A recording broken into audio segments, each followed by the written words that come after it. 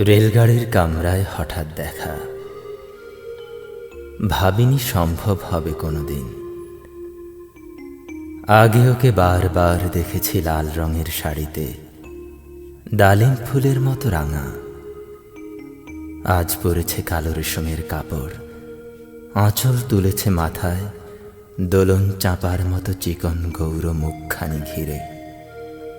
মনে হলো কালো রঙে একটা গভীর দূরত্ব ঘনিয়ে নিয়েছে নিজের চারদিকে, যে দূরত্ব সর্ষে ক্ষেতের শেষ সীমানায়, শালবনের নীলাঞ্জনে। থমকে গেল আমার সমস্ত মনটা।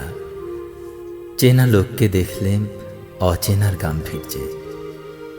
হঠাৎ খবরের কাগজ ফেলে দিয়ে আমাকে করলে নমস্কার। সমাজবিধির পথ গেল খুলে, আলাপ করলেন শুরু।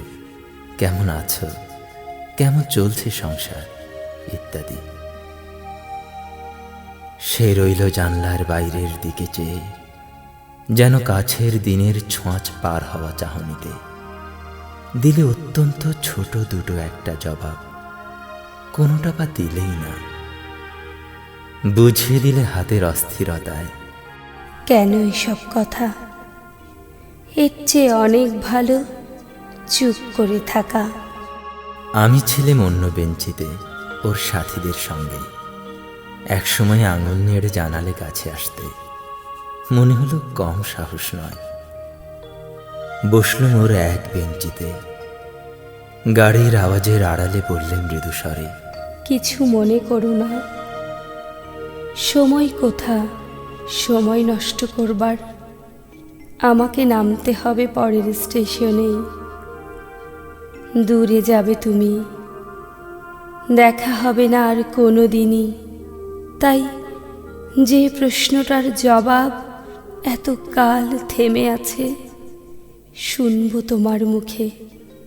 সত্য করে বলবে তো? আমি বললেন, বলবো। বাইরের আকাশের দিকে তাকিয়েই শুধল, আমাদের গেছে যেদিন, একেবারেই কি গেছে? কিছুই কি নেই বাকি?